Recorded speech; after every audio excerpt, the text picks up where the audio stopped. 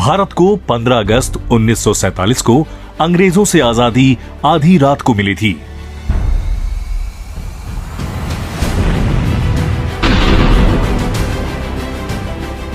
एक स्वायत्त और स्वतंत्र राष्ट्र के रूप में इस ऐतिहासिक पल तक पहुंचने के लिए हमने एक कठिन संघर्ष किया था।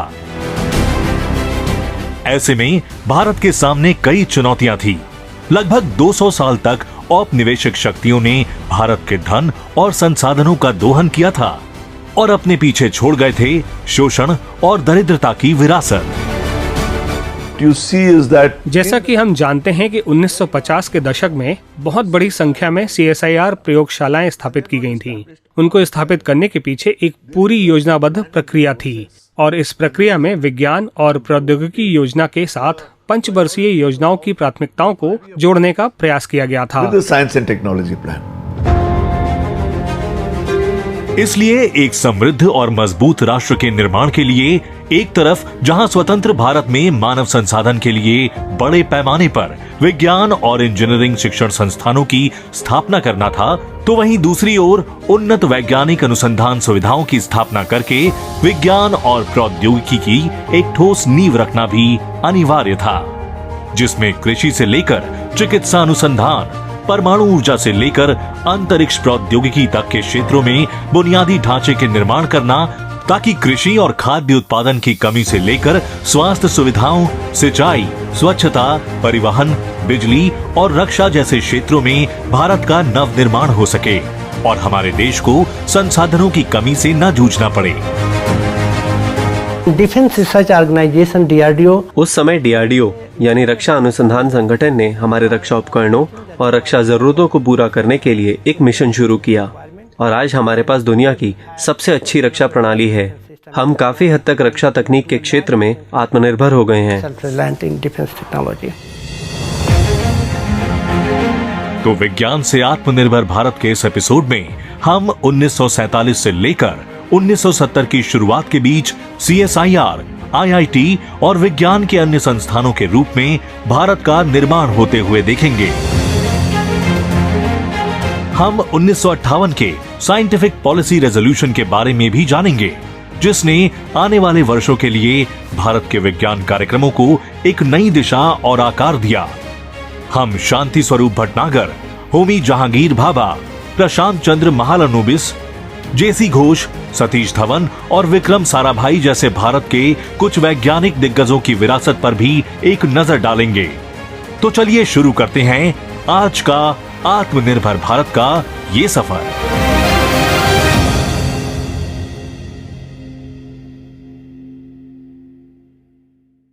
ब्रिटिश राज के दौरान भारत की स्वदेशी प्रणालियों की न केवल उपेक्षा की गई, बल्कि उनका दमन भी किया गया। अंग्रेजों ने भारत की अर्थव्यवस्था, इसके शैक्षिक व अनुसंधान और बुनियादी ढांचे में निवेश नहीं किया। उन्होंने केवल उतना निवेश किया जिससे कि वे भारत में शासन चला सके और उसे नियंत्रित कर सके। भारत की बड़ी आबादी की खाद्य जरूरतों को पूरा करने के लिए कृषि उत्पादन में जरूरी सुधार भी कभी अंग्रेजों के लिए प्राथमिकता नहीं रहा।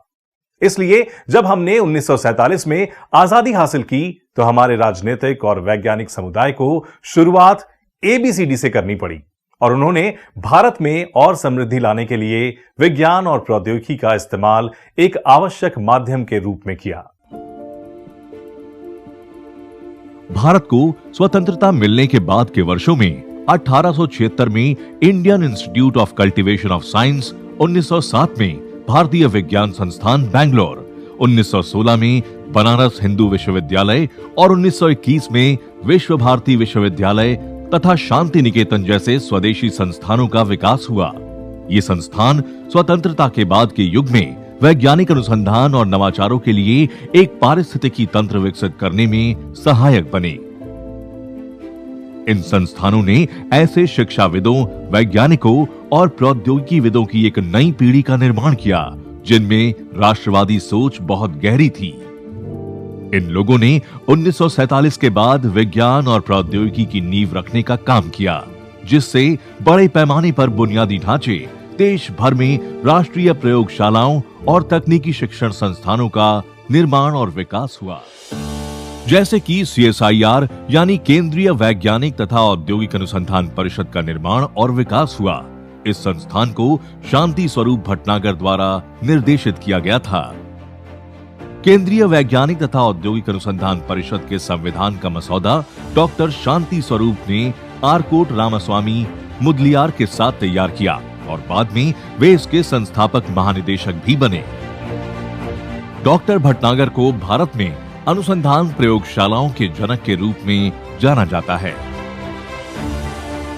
वो और उनकी प्रतिभाशाली टीम ने कुल मिलाकर 12 राष्ट्रीय प्रयोगशालाओं की स्थापना की थी, जिसमें शामिल है राष्ट्रीय रासायनिक प्रयोगशाला पुणे, राष्ट्रीय भौतिक प्रयोगशाला नई दिल्ली, ईंधन अनुसंधान संस्थान धनबाद, केंद्रीय कांच एवं सिरामिक अनुसंधान संस्थान Kolkata, central food processing technological institute Mysore, राष्ट्रीय धातुकर्म प्रयोगशाला जमशेदपुर और वैज्ञानिक तथा औद्योगिक अनुसंधान परिषद के तहत कई अन्य प्रमुख प्रयोगशालाएं स्थापित की गई। That there were two very important agendas that institutionally shaped. स्वतंत्र भारत में विज्ञान के प्रचार प्रसार को संस्थागत रूप से आकार देने वाले दो महत्वपूर्ण एजेंडे थे, खासकर उस दशक में जिसे उपनिवेशवाद का दशक कहा जा सकता है। 1950 के दशक में औद्योगिक अनुसंधान का एजेंडा काफी जरूरी था और यह एक तरह से शांति स्वरूप भटनागर के नेतृत्व में लागू हो रहा था। वो CSIR के महानिदेशक बने और जैसा कि हम जानते हैं 1950 के दशक में बहुत बड़ी संख्या में CSIR प्रयोगशालाएं स्थापित की गईं। इन प्रयोगशालाओं को आनन फानन में स्थापित नहीं किया गया था। उनके पीछे एक योजनाबद्ध प्रक्रिया थी और विज्ञान और प्रौद्योगिकी योजना के साथ पंचवर्षीय योजनाओं की प्राथमिकताओं में सामंजस्य स्थापित करने का प्रयास किया गया था। इसलिए एक निश्चित क्रम में CSIR संस्थाओं की स्थापना की गई। In a certain sequence, the CSIR institutions. स्वतंत्रता के बाद से ही CSIR ने कई क्षेत्रों में भारतीय उद्योगों की भागीदारी और मजबूती में महत्वपूर्ण भूमिका निभाई है, जैसे कि एरोस्पेस, एग्रोकेमिकल्स, पेट्रोलियम और पेट्रो रसायन, रासायनिक मध्यक, पॉलीमर, कांच और सिरेमिक खनन, खनिज और धातु, कोयला, निर्माण सामग्री, सरफेस इंजीनियरिंग, खाद्य प्रसंस्करण, सुगंधित पौधे और स्वास्थ्य संबंधी उत्पाद। भारत की पहली प्रमुख विज्ञान नीति 1958 में सरकार द्वारा तैयार की गई थी और भारत में वैज्ञानिक उद्यम और वैज्ञानिक मनोवृत्ति के विस्तार के लिए एक रोड मैप बनाया गया था। SPR 1958 में माना गया कि विज्ञान और प्रौद्योगिकी राष्ट्र निर्माण और राष्ट्र समृद्धि के लिए महत्वपूर्ण है। ये भारत और विकसित देशों के बीच तकनीकी और आर्थिक विभाजन को पाटने में भी मदद करेगी। SPR 1958 ने शुद्ध और अनप्रयुक्त विज्ञान अनुसंधान में वैज्ञानिक उद्यमों के फलने फूलने और बड़े पैमाने पर क्षमता निर्माण की सिफारिश की। SPR के बाद 1958 की अवधि में विज्ञान के क्षेत्र में बड़े पैमाने पर निवेश देखा गया, जिसकी वजह से कई वैज्ञानिक संगठनों, राष्ट्रीय प्रयोगशालाओं और शैक्षिक कार्यक्रमों की शुरुआत हुई। इसलिए SPR 1958 देश में अनुसंधान तथा विकास और उच्च शिक्षा के क्षेत्र में एक मजबूत नींव रखने में सहायक बना। When India got freedom, there were many problems. जब भारत को आजादी मिली तो उस समय कई समस्याएं थीं। भारत में पर्याप्त खाद्य उत्पादन नहीं होता था, औद्योगिकरण बहुत कम था और विभाजन से लोगों का बड़े पैमाने पर पलायन हुआ था। इसलिए ऐसी बहुत सी समस्याएं थी। मेरा मतलब है कि गरीबी थी, बीमारी थी। इसलिए उस समय विकास की बहुत आवश्यकता थी और इस विकास के लिए हमें प्रौद्योगिकी की जरूरत थी। जिस प्रौद्योगिकी का हम आयात कर रहे थे उसमें भारी पैसा खर्च हो रहा था। जिस तकनीक की हमें जरूरत थी, पैसा केवल उसी पर खर्च नहीं हो रहा था, बल्कि हमें एक प्रशिक्षित जनशक्ति की भी जरूरत थी जो प्रौद्योगिकी का प्रबंधन कर सके या जिसे औद्योगिकरण की आवश्यकता हो। देश के लिए पहली आवश्यकता वैज्ञानिक विकास और प्रौद्योगिकी अनुसंधान तथा विकास के लिए बुनियादी ढांचे के विकास करने की थी। इसलिए वैज्ञानिक क्षमताओं और प्रौद्योगिकी का विकास करने के लिए भारत की प्रतिबद्धता पहले वैज्ञानिक अधिनियम की थी, जिसे 1958 में संसद द्वारा पारित किया गया। देश के विकास के लिए विज्ञान और प्रौद्योगिकी का उत्पादन करने के लिए इससे संबंधित अनुसंधान संस्थानों के निर्माण के लिए एक बड़ी राशि आवंटित की गई और आप देख सकते हैं कि अगले 1 या 2 दशकों में बड़ी संख्या में वैज्ञानिक संस्थानों का निर्माण हुआ। And you see in next 1 decade or 2 decades, a large number of scientific institutions were built. 1940 के दशक की शुरुआत में ही इस बात का अंदाजा लगाया गया था कि परमाणु ऊर्जा बिजली बनाने की महत्वपूर्ण भूमिका निभाएगी। 1944 में होमी जहांगीर भाभा ने मौलिक अनुसंधान के लिए एक संस्थान की स्थापना का प्रस्ताव रखा। इसने भारत के लिए परमाणु ऊर्जा के वाणिज्यिक अनुप्रयोग की खोज का रास्ता खोल दिया। भाभा के साथ जवाहरलाल नेहरू ने भी महसूस किया कि परमाणु ऊर्जा में ऊर्जा के एक नए स्रोत का विकल्प समाहित है, जो भविष्य में ऊर्जा की अवधारणा में क्रांतिकारी बदलाव ला सकता है। It shows the absolute necessity of finding some new source of energy if the light of our civilization is not to be extinguished. I venture to predict that a method will be found for liberating fusion energy in a controlled manner within the next 2 decades. When that happens, the energy problems of the world will truly have been solved forever. परमाणु ऊर्जा आयोग की स्थापना अगस्त 1948 में हुई थी और इसके कुछ महीनों बाद जून 1948 में वैज्ञानिक अनुसंधान विभाग की भी स्थापना हुई। इसके बाद 1954 में परमाणु ऊर्जा विभाग की स्थापना की गई। 1957 में प्रतिभाशाली युवा छात्रों को परमाणु ऊर्जा क्षेत्र में काम करने हेतु प्रशिक्षित करने के लिए एक प्रतिभा खोज और छात्रवृत्ति कार्यक्रम भी शुरू किया गया था। डीएई को सीधे प्रधानमंत्री कार्यालय के अधीन रखा गया था।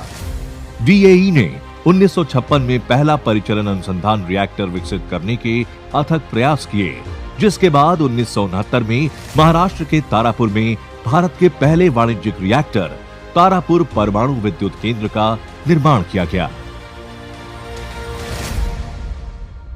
अगर हम उच्च शिक्षण संस्थानों की बात करें तो इस संदर्भ में अंग्रेजों ने हमारे देश को काफी दयनीय हालत में रखा। इस बात का पता इसी से चलता है कि भारत में इंजीनियरिंग और प्रौद्योगिकी में प्रथम डिग्री पाठ्यक्रमों के लिए केवल कुछ ही गिने चुने छात्रों को प्रवेश दिया गया। यहां ध्यान देने वाली बात यह है कि 1947 में भारत की आबादी 35 करोड़ थी। ऐसे संस्थान केवल 38 थे और उनमें भी केवल 3000 छात्रों को ही प्रवेश दिया गया। इंजीनियरिंग में पीजी यानी पोस्ट ग्रेजुएट की शिक्षा के लिए तो यह संख्या और भी कम थी। 1947 में पूरे भारत में केवल 30 छात्रों को ही प्रवेश दिया गया। इसलिए भारत के लिए यह जरूरी था कि देश में तेजी से आर्थिक और औद्योगिक विकास की जरूरतों को पूरा करने में कई क्षेत्रों में बड़े पैमाने पर इंजीनियरों और वैज्ञानिकों को प्रशिक्षित करने के लिए तकनीकी संस्थानों की स्थापना की जाए और इसी मकसद से 1950 के दशक में भारतीय प्रौद्योगिकी संस्थानों की स्थापना की गई। 1946 में आईआईटी यानी भारतीय प्रौद्योगिकी संस्थान की कल्पना विद्वानों और उद्यमियों की एक 22 सदस्यीय समिति ने की थी, जिसका उद्देश्य देश में तकनीकी शिक्षा को बढ़ावा देना था और एक ऐसी प्रशिक्षित जनशक्ति का विकास करना था जो भारत के विकास और प्रगति को बढ़ावा दे सके।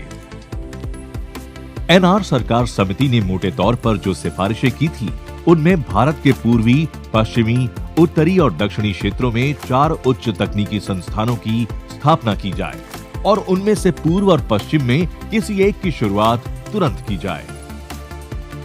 समिति ने यह भी महसूस किया कि ऐसे संस्थानों में न केवल अंडर ग्रेजुएट तैयार हों, बल्कि उन्हें अनुसंधान भी करते रहना चाहिए, जिससे कि शोधकर्मियों और तकनीकी शिक्षकों का एक वर्ग तैयार हो सके। यहाँ के स्नातकों का स्तर विदेश में प्रथम श्रेणी के संस्थानों के बराबर होना चाहिए। उन्होंने महसूस किया कि अंडर ग्रेजुएट और पोस्ट ग्रेजुएट छात्रों का अनुपात 2:1 होना चाहिए। So then it was decided to establish IIT Bombay. The Indians knew what they wanted. They didn't want a Russian.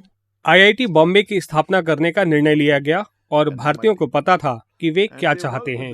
वे एक रूसी शैली की संस्था नहीं चाहते थे, वे एक एमआईटी मॉडल चाहते थे और ऐसा करने के लिए उन्होंने रूसियों के साथ काम किया। और एक बार जब यह संस्थान अच्छी तरह से स्थापित हो गया तो अमेरिकियों ने इसकी एक समीक्षा की और कहा कि हमने वास्तव में इसे साकार कर दिया है।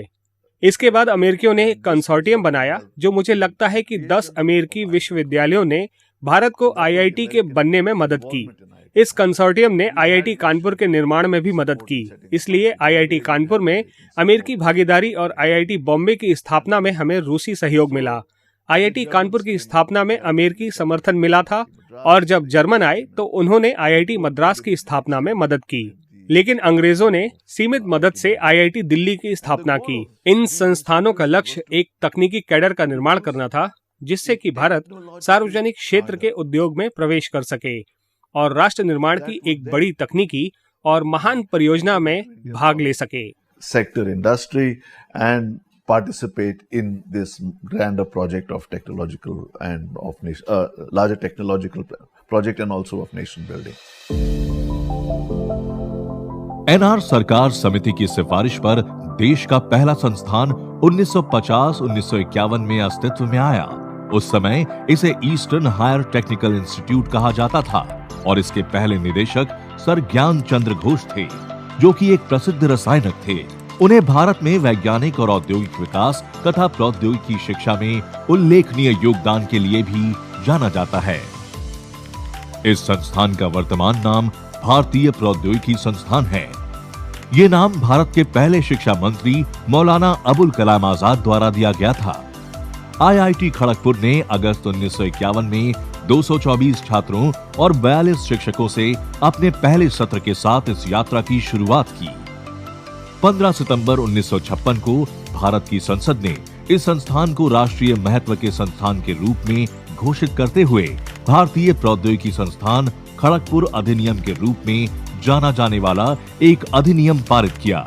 संस्थान को स्वायत्त विश्वविद्यालय का दर्जा भी दिया गया। आईआईटी खड़गपुर के बाद 1958 में आईआईटी बॉम्बे, 1959 में आईआईटी मद्रास और आईआईटी कानपुर, 1961 में आईआईटी दिल्ली की स्थापना हुई। आज देश भर में 23 आईआईटी हैं।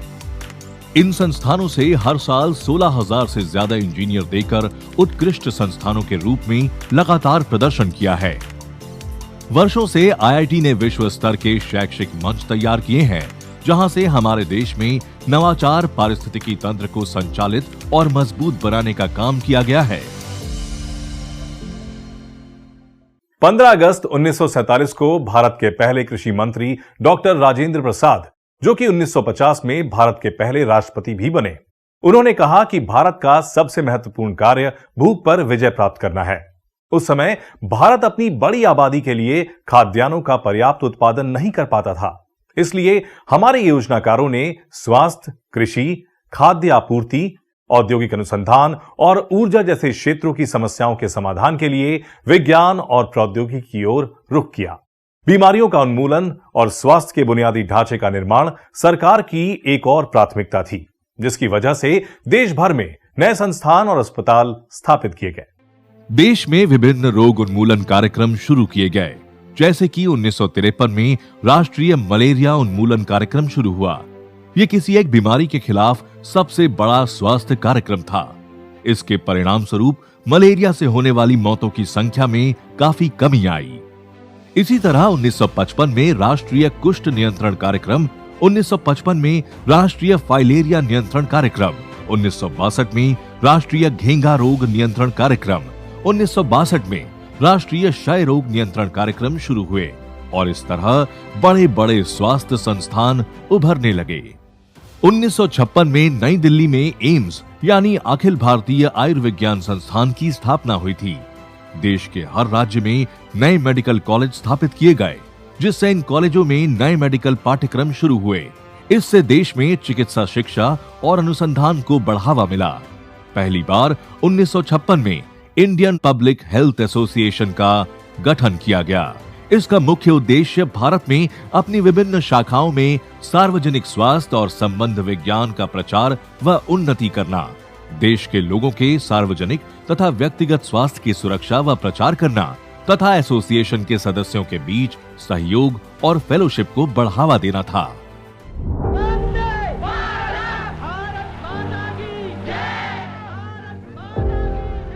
भूख और गरीबी को कम करना स्वतंत्र भारत सरकार की सर्वोच्च प्राथमिकता थी। इस दोहरी चुनौती का समाधान कृषि के जरिए निकालने के बारे में सोचा गया, क्योंकि स्वतंत्रता के समय 80% से ज्यादा आबादी सीधे या अप्रत्यक्ष तरीके से कृषि पर आधारित थी। इसलिए कृषि कई नीतियों और कार्यक्रमों का केंद्र बिंदु बन गई। इसका उद्देश्य सिंचाई, उन्नत बीजों, उर्वरकों, अनुसंधान और विकास आदि के गहन अनुप्रयोग के जरिए प्रति हेक्टेयर उपज बढ़ाने के साथ साथ ज्यादा से ज्यादा भूमि खेती के अंतर्गत लानी थी। भारत में 1958 में पहली बार गेहूं का उत्पादन 120 लाख टन से बढ़कर 170 लाख टन हो गया। अमेरिकी वैज्ञानिक डॉक्टर विलियम गॉड ने इसे हरित क्रांति की उपाधि दी। 60 के दशक के मध्य में भारतीय कृषि वैज्ञानिकों ने गेहूं के बीजों की कई नई उच्च उपज देने वाली किस्मों का विकास किया। हरित क्रांति से विभिन्न फसलों की उत्पादकता में वृद्धि हुई। 1964 और 1965 में देश के कई भागों में सघन कृषि क्षेत्र कार्यक्रम शुरू किया गया था। खाद्यान्न का कुल उत्पादन 1949-50 में 5 करोड़ 50 लाख टन से बढ़कर 1964-65 में 8 करोड़ 90 लाख मिलियन टन हो गया। आजादी के समय हमारा देश भोजन, ईंधन और दवाओं की बुनियादी आवश्यकताओं को पूरा करने के लिए संघर्ष कर रहा था। लेकिन वैज्ञानिक ज्ञान के उचित उपयोग से हम धीरे धीरे भोजन, दूध, फल, सब्जियां, दवाओं और टीकों के उत्पादन में आत्मनिर्भर बन गए। We have to also require the technology for development and technology. हमें विकास के लिए प्रौद्योगिकी की भी आवश्यकता थी और ये आसानी से उपलब्ध नहीं थी। मेरा मतलब है, जो तकनीक दूसरे देश दे रहे थे वे पुरानी तकनीकें थीं। यहाँ विदेशी मुद्रा में बहुत महंगी पड़ती थीं, जो कि उस समय हमारे पास उपलब्ध नहीं थी। इसलिए हमें स्वदेशी तकनीकों को विकसित करना ही था। उदाहरण के लिए हम बेबी फूड का आयात कर रहे थे। हम जो दूध उस समय आयात कर रहे थे वो बुनियादी रूप से बेबी फूड था और ये उस समय हमारे यहाँ उपलब्ध नहीं होता था। एक सोच ये भी थी कि भैंस के दूध को एक पाउडर में परिवर्तित नहीं किया जा सकता और उसके लिए हमें केवल गाय के दूध की आवश्यकता थी। लेकिन तब हमारे भारतीय वैज्ञानिकों ने भैंस के दूध से पाउडर बनाने की तकनीक विकसित करने का फैसला किया और आखिरकार हमने ये पाउडर बना ही लिया। तब भारत इस तकनीक में आत्मनिर्भर हो गया। Self-reliant in this technology. स्वतंत्रता के तुरंत बाद विज्ञान और प्रौद्योगिकी में किए गए निवेश के परिणाम स्वरूप 1947 में विज्ञान अनुसंधान में निवेश जीएनपी का 0.1% था। एक दशक से भी कम समय में ये 0.5% हो गया। विज्ञान से आत्मनिर्भर भारत के इस एपिसोड में हमने देश के सामाजिक आर्थिक विकास के लगभग हर क्षेत्र में आजादी के बाद और उसके शुरुआती वर्षों में विज्ञान और प्रौद्योगिकी की मौलिक भूमिका के बारे में गहराई से जाना। 1947 से 1960 के बीच आईआईटी जैसे तकनीकी शिक्षण संस्थानों की स्थापना से विज्ञान और प्रौद्योगिकी के क्षेत्र में मानव संसाधन विकसित करने की महत्वपूर्ण नींव पड़ी, जिसकी वजह से उस समय फार्मास्यूटिकल्स, कृषि, खाद्य प्रसंस्करण, रक्षा, अंतरिक्ष, परमाणु ऊर्जा और कई अन्य क्षेत्रों में बड़े पैमाने पर अनुसंधान संस्थानों और प्रयोगशालाओं का बुनियादी ढांचा काफी फला फूला। स्वतंत्रता संग्राम और वैज्ञानिक समुदाय की इस विशेष श्रृंखला के अगले एपिसोड में हम हरित क्रांति पर करीब से नजर डालेंगे, जिसने भारत में खाद्य आपूर्ति, अंतरिक्ष कार्यक्रमों की शुरुआत और डिजिटल युग में भारत का नेतृत्व बदल दिया। इसके अलावा और भी बहुत कुछ होगा। देखिए केवल इंडिया साइंस पर।